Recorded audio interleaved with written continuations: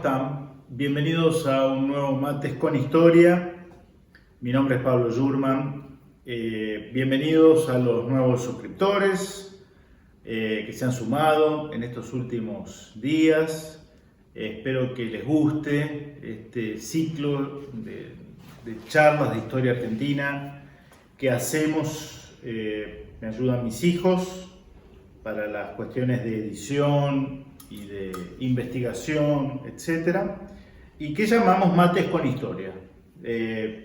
No son clases magistrales, conferencias, cosas muy largas, pinceladas, a veces profundizamos más, a veces profundizamos menos, de temas de la historia argentina, de la historia sudamericana y en algunas ocasiones de la historia europea o occidental, si prefieren. Suelo sugerir algunos libros que me parecen a mí que pueden ser útiles para quienes quieran profundizar un poco el tema que abordamos. El Mates con Historia pasado vimos lo del combate de la Vuelta Obligado, el Día de la Soberanía Nacional en Argentina, la Guerra del Paraná, la flota anglo-francesa internándose en el estuario del Río de la Plata, bloqueando el puerto de Buenos Aires, remontando el río Paraná hacia Asunción del Paraguay, en fin. Nos abocamos a ver los tratados de paz con los que se terminó ese conflicto por separado con Inglaterra, con Francia, y tratados de paz que fueron una victoria diplomática argentina. Una victoria diplomática argentina frente a las dos principales potencias militares de la época.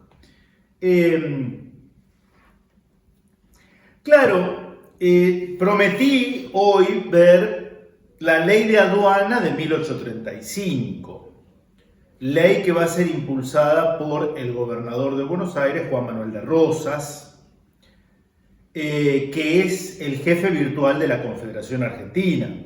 Este es un complemento de lo anterior, es un tema que quedó pendiente porque muchos lo acusan a Rosas, lo acusan a Juan Manuel de Rosas de en realidad no defender la soberanía nacional. Es una acusación, digo, que muchos le hacen a Rosas, de no defender la soberanía nacional, sino defender la recaudación fiscal en beneficio de Buenos Aires por parte de la aduana de la ciudad de Buenos Aires, del puerto de Buenos Aires, para hablar con más precisión.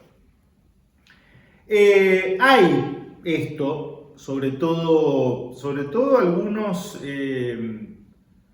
algunos revisionistas lo acusan a Rosas de haber digamos, en términos económicos, siempre sojuzgado, así, a las provincias que no fueran las de Buenos Aires, quienes van a depender enteramente de, digamos, de los fondos de la aduana de Buenos Aires, como quien reparte dádivas a cambio de favores políticos o de fidelidad política. Existe esta idea. Bueno, perdón, hoy, año 2021, ¿qué ocurre con las provincias argentinas?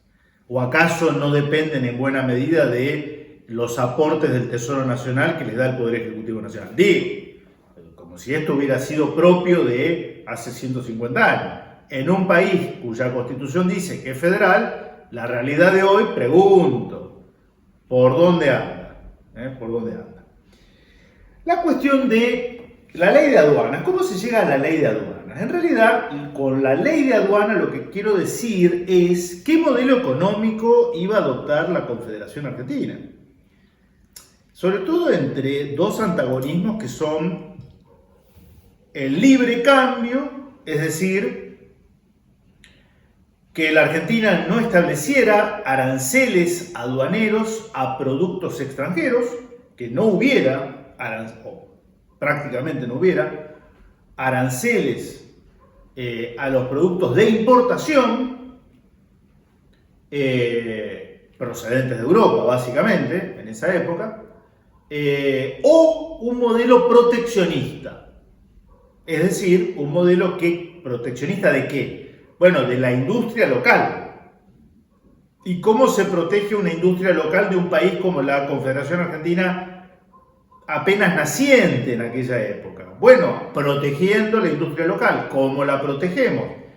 Colocando, estableciendo impuestos a los bienes industriales que se importan, a las manufacturas, o no, materias primas también. De modo tal de que su precio se encarece, ¿sí? Entonces no pueden competir con los bienes propios, con los bienes producidos en el país. ¿Vamos? Es cierto que esta discusión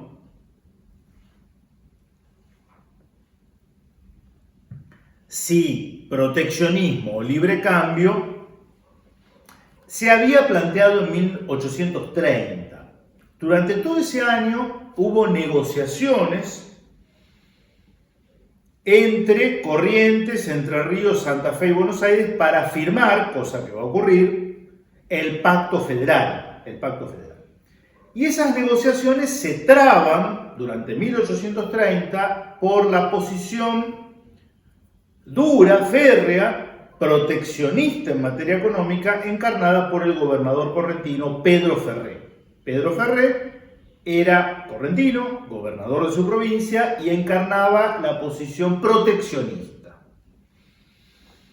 Es decir, que Buenos Aires estableciera en su aduana impuestos, que encarecieran los bienes industriales extranjeros para que no pudieran competir deslealmente con las industrias locales.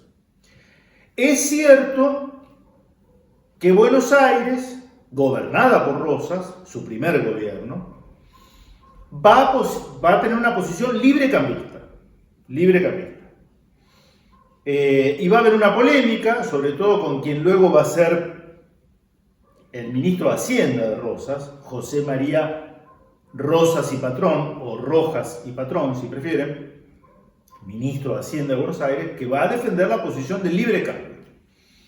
Eso yo, modestamente, lo analizo en un par de capítulos de este libro de mi autoría, Nación y Confederación, Rosas y el Pacto Federal de 1831. Toda esa puja interna durante 1830 lo analizo en un par de capítulos. En realidad, después el libro analiza en profundidad el Pacto Federal, pero está analizada esa puja. Pedro Ferré es irreductible, dice, tiene que haber una mención al sistema económico proteccionista en el Pacto Federal. Buenos Aires, también Santa Fe, dicen, bueno, primero hagamos el Pacto Federal, que tenemos la urgencia de ver quién gana la guerra civil, unitarios o federales. Después discutimos la cuestión del modelo económico, pero primero tenemos que existir, después vemos qué sistema económico adoptamos. Se firma el Pacto Federal, y acá es donde viene el gran cambio, que muchos no advierten. Y vamos a leer parte de lo que dice José María Rosas. Juan Manuel de Rosas termina su primer gobierno, hay un interregno 1833-1835, que Rosas no es gobernador, no tiene cargo alguno, y llega por segunda vez al gobierno de Buenos Aires en marzo de 1835. Y ahora ya no es solo gobernador de la provincia de Buenos Aires, sino que además, siendo gobernador de la provincia de Buenos Aires, es el encargado del manejo de las relaciones exteriores de todas las provincias de la Confederación Argentina. Este es un dato a tener en cuenta. Él ya no responde solo por su provincia y los intereses de su provincia, sino que responde por los intereses del común, o los intereses comunes, el bien común de toda la Confederación. Y en diciembre, el 18 de diciembre de 1835, Rosas redacta, a través de su ministro de Hacienda, José María Rojas y Patrón, la ley de aduana. Quienes aprueban la ley de aduana es la legislatura de la provincia de Buenos Aires, ¿sí? pero por supuesto su impacto va a ser a nivel nacional.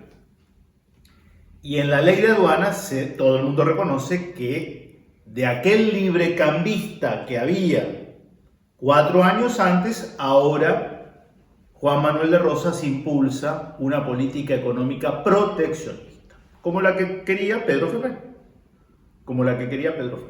y otros.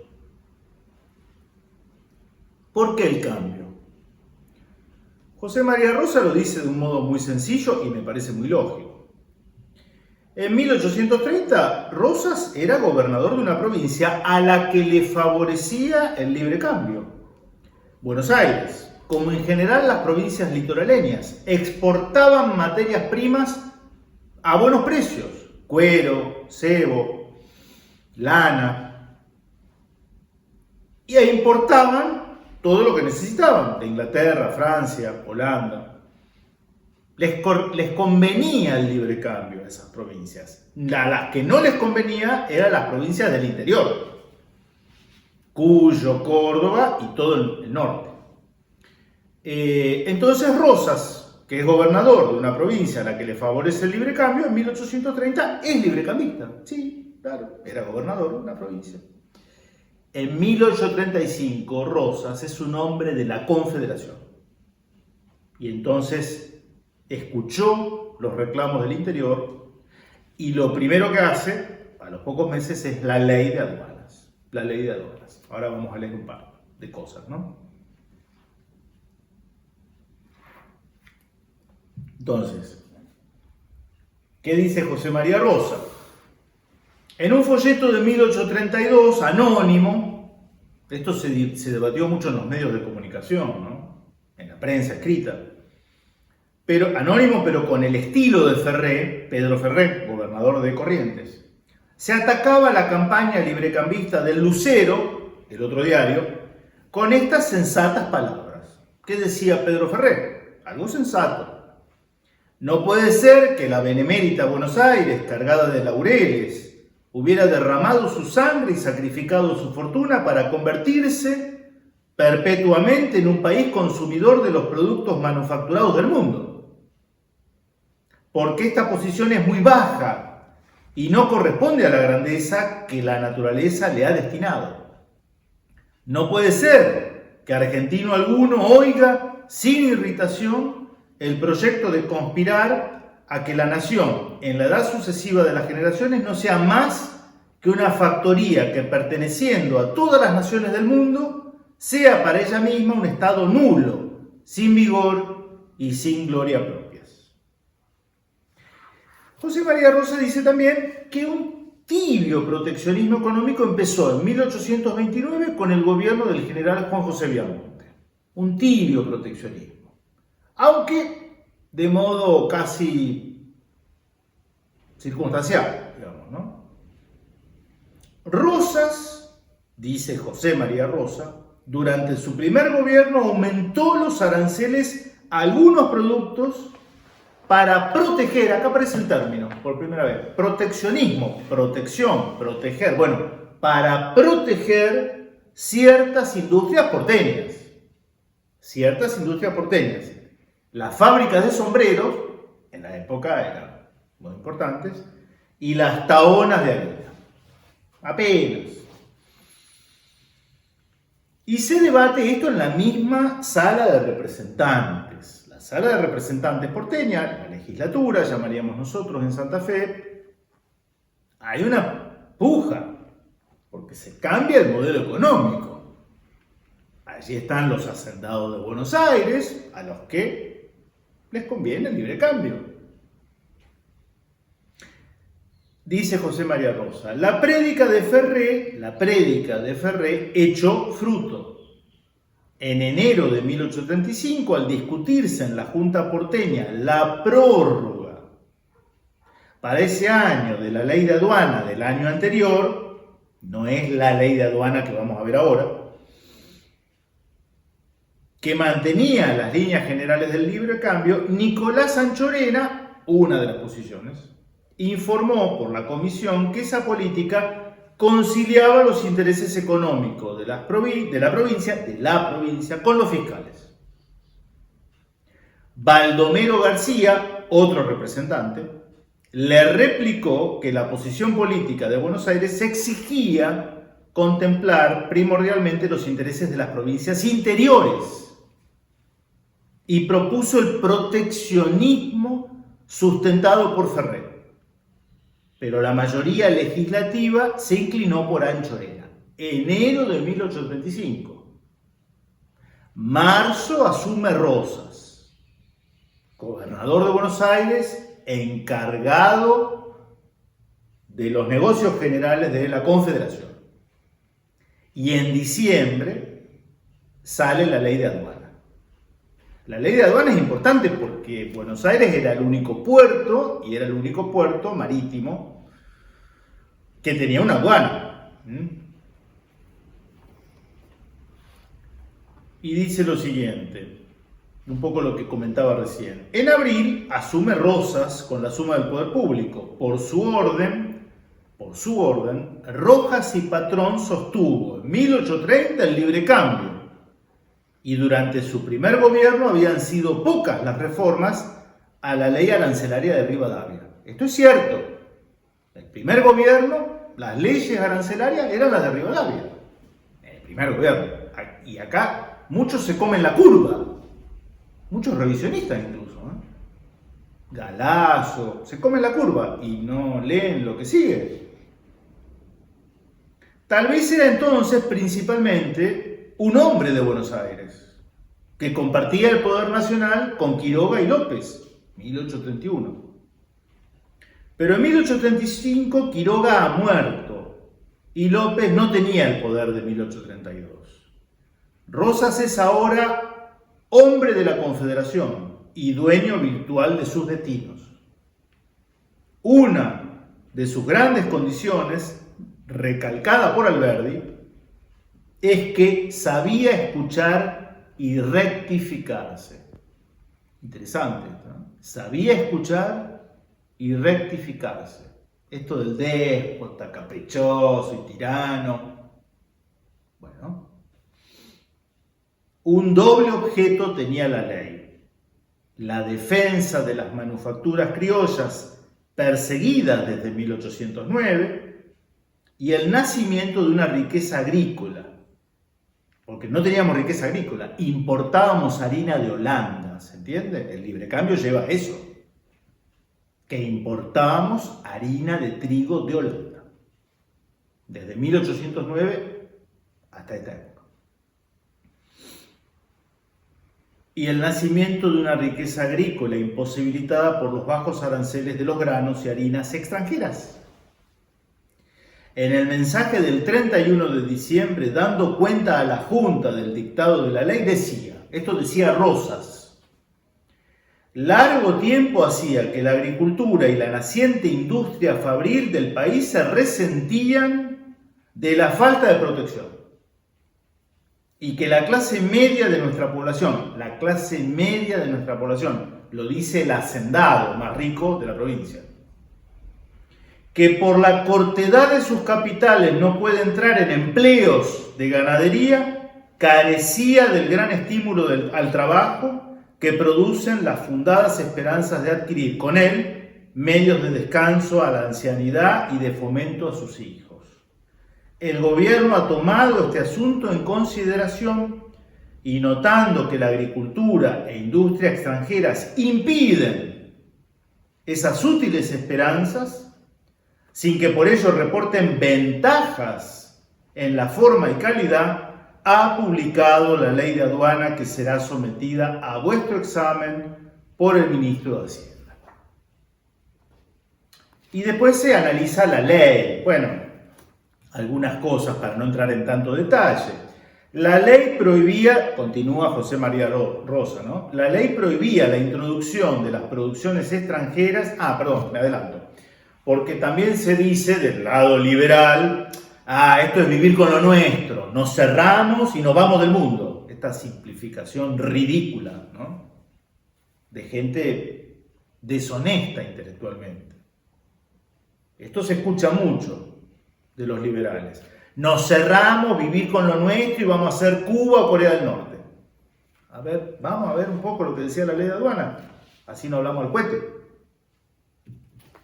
La ley prohibía la introducción de las producciones extranjeras cuyos similares criollos estaban en condiciones de satisfacer el mercado interno.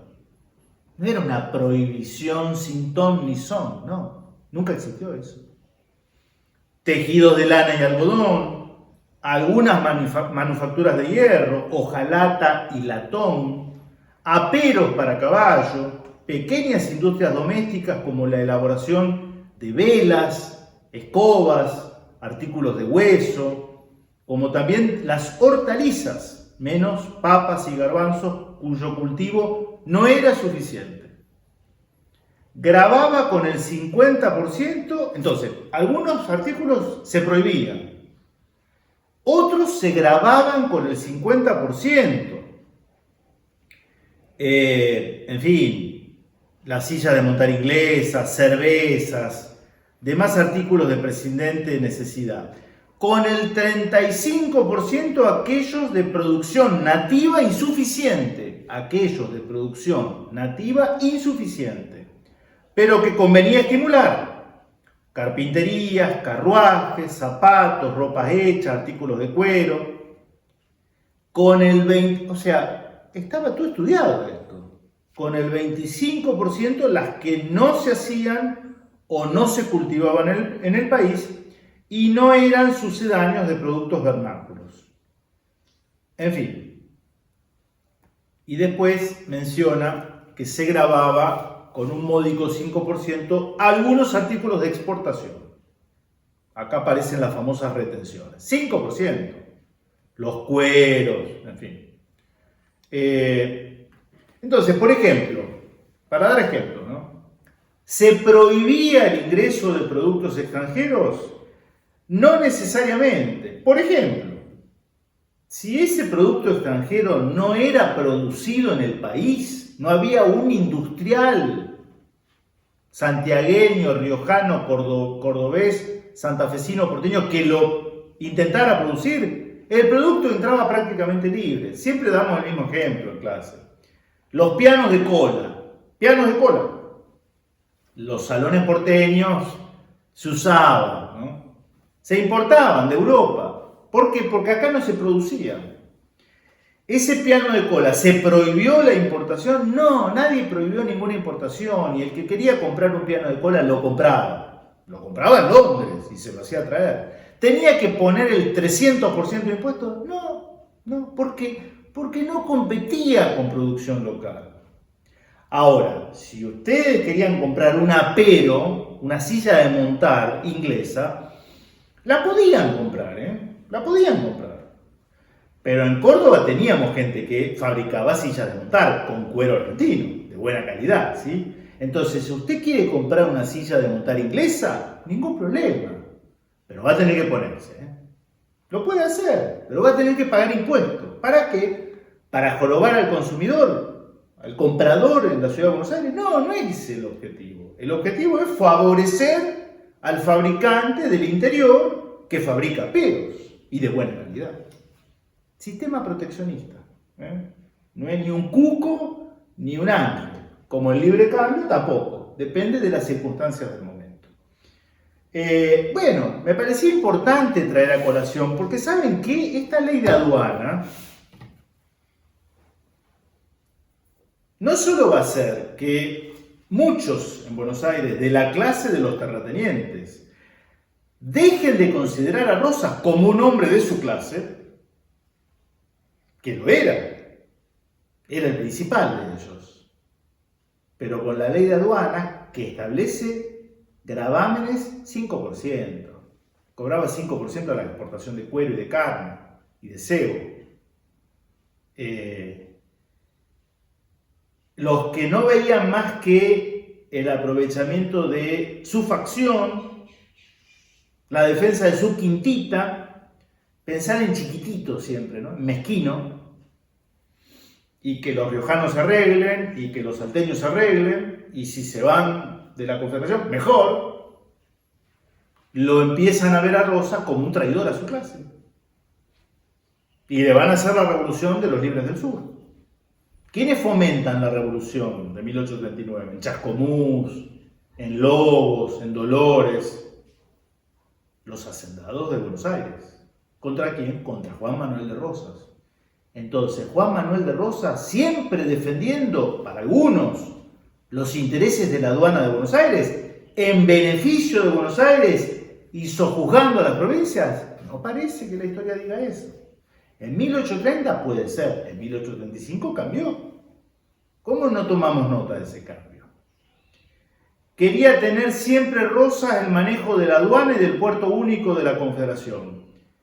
Es cierto, pero también Rosas es el primero que va a querer que lo que era la República Oriental del Uruguay se reincorporara al ámbito de la Confederación Argentina. No lo va a poder hacer, pero va a apoyar a los blancos, Manuel Oribe, que eran los que querían la reincorporación a la Confederación Argentina.